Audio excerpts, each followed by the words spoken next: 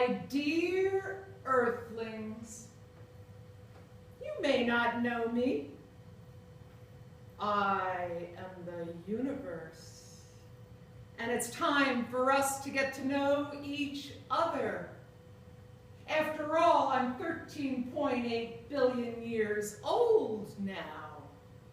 And how old do you think you are? And you, and you, and you, and you. You might think you're 5, or 8, or 10, or 20, or 50. No, you are 13.8 billion years old too. You are part of me, part of the universe. You have always been part of me from the very beginning. That's why I'm going to tell you a story about me, which is a story about you too. Once upon a time, you were born in your human form, and you started out as a tiny, tiny speck buried deep in the dark inside your mother. But you couldn't stay small. You grew and grew, and on one day, a very special day, you were born into the light. I, too, had a special day. I, too, had a day when I was born. I, too, started out as a tiny, tiny speck, smaller than a piece of dust under your bed. Even though I was so tiny, I was bursting with wild and dazzling dreams in brilliant colors, bright yellow, molten red, piercing blue. There were also creatures in my dreams, like insects alighting on flowers, reptiles basking on hot rocks in the sun, and I saw you too, gazing at stars. Could all these things happen? Could I turn myself into a lion and roar? Could I turn myself into a kitten and purr?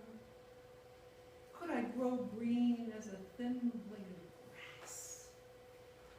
I decided to take the very first step, and I blew up to a cabbage-sized universe. I was only this big. I was just a baby universe. And everything that would ever be was swished inside me. I was so brilliant, I would have blinded you if you had eyes back then. I would have crushed your bones if you had bones back then. But, of course, you didn't have eyes or bones back then. That would take a long, long, long, long time. I decided to take the very next step, and I blew up to the size of a galaxy. And then I kept on growing. I had to find exactly the right speed for a universe to grow. If I grew just a little bit too quickly, I would have blown apart and disappeared into nothingness. If I grew just a little bit too slowly, my own gravity would have overpowered me and crushed me into nothingness. But everything was just right. Now, that's not to say that things were peaceful, mind you. When I was a kid universe, there was chaos everywhere. Glowing bolts of energy shrink into the very, very first tiny things. And particles. The very, very first stuff. I kept on growing. And as I kept on growing, I got cooler. And that's when some of those particles came together and they formed the very first element. I'm talking about hydrogen. Hydrogen. My very, very, very first element. One proton, one electron. Was I proud of creating my very first element? You bet I was. I kept on growing. And now there were clouds of hydrogen everywhere, spread everywhere inside me. And then one cloud of hydrogen came together, started to shrink and shrink and shrink and get tighter, tighter, tighter, tighter, denser, and then it flared into a colossal star. And inside that star, that mother star took bunches of hydrogen and baked them into more elements. Elements like carbon would one day be in your and make your DNA. Oxygen that you would breathe. And calcium that would make your bones hard. Every single bit of it made inside of a star. But for your sun star to be born, your mother star had to die. She blew herself apart in a massive explosion.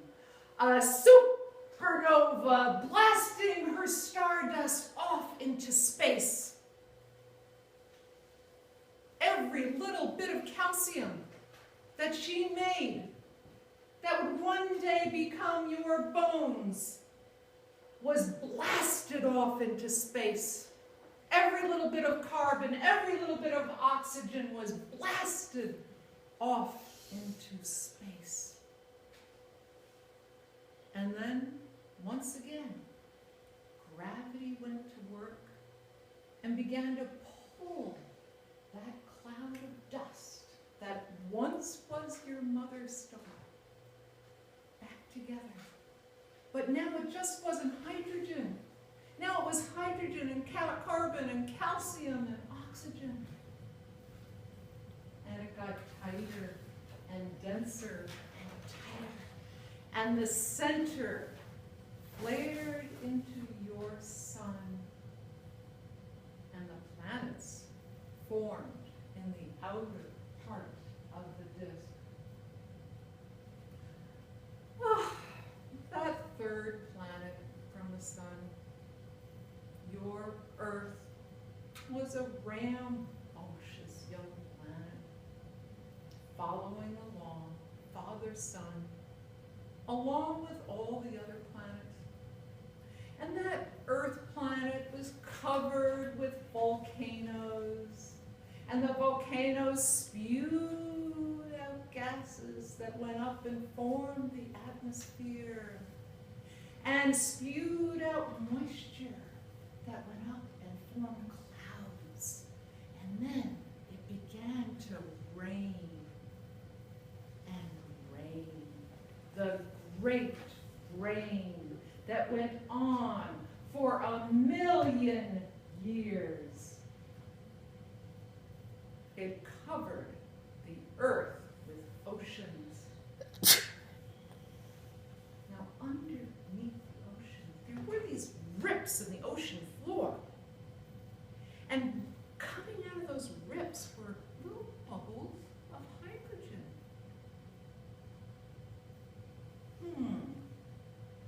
Would this be a good place for things to begin to twitch and multiply all on their own? The very first earthquake? Would this be a good place? everything was there. All the elements, the water, everything that was needed was right there. But that story about the very first Earthlings will have to wait for another day. Until then, I send you my very best from the cosmos. My dear Earthlings, never forget that I'm closer to you than you can possibly imagine. It's true. I am